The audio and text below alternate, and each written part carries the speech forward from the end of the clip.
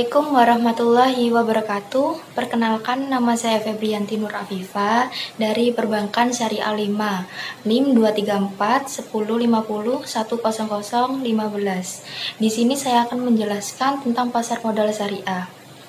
Pasar modal syariah adalah suatu tempat pertemuannya para penjual dan pembeli saham untuk melakukan suatu transaksi dalam rangka memperoleh modal.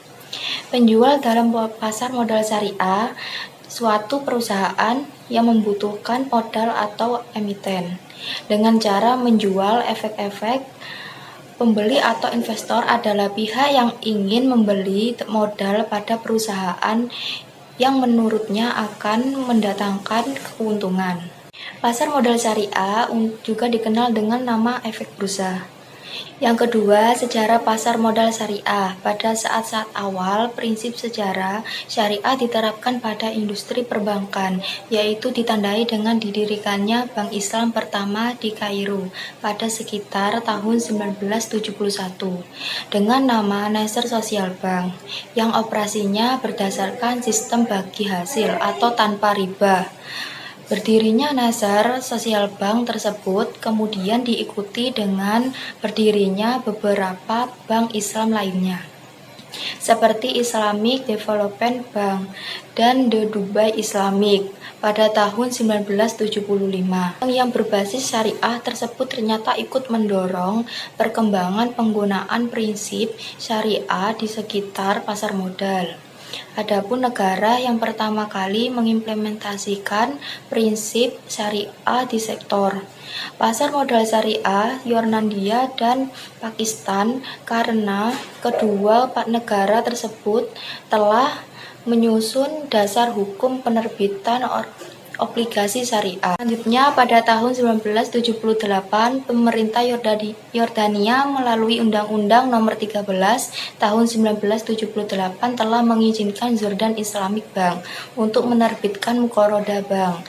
Izin penerbitan Muqarodah Bank ini kemudian ditindaklanjuti dengan penerbitan Muqarodah Bank AST pada tahun 1981.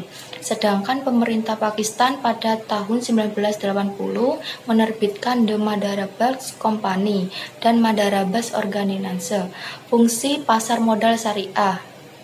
Fungsi pasar modal syariah itu ada 5. Yang pertama, memungkinkan bagi masyarakat berpartisipasi dalam kegiatan bisnis dengan memperoleh bagi dari keuntungan dan resikonya.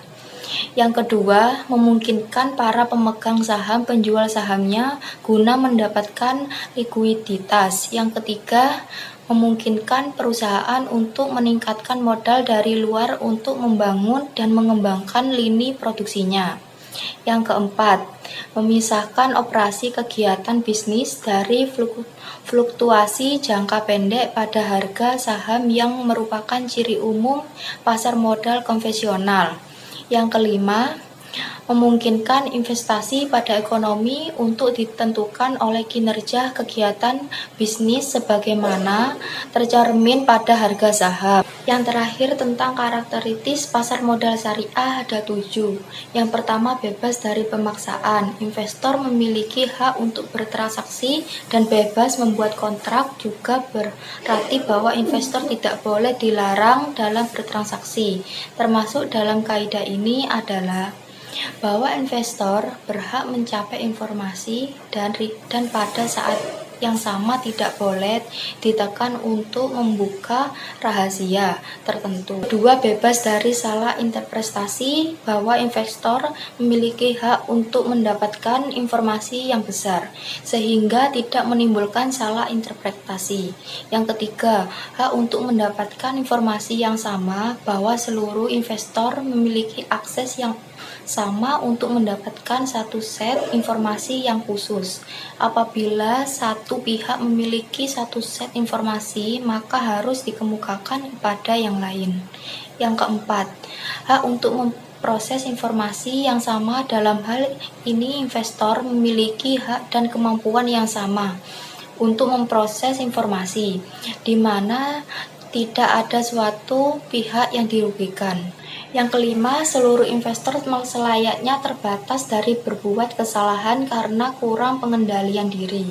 Yang keenam, hak untuk bertransaksi pada harga yang efisien bagi investor melakukan transaksi pada tingkat yang harga yang menurut persepsinya efisien atau benar.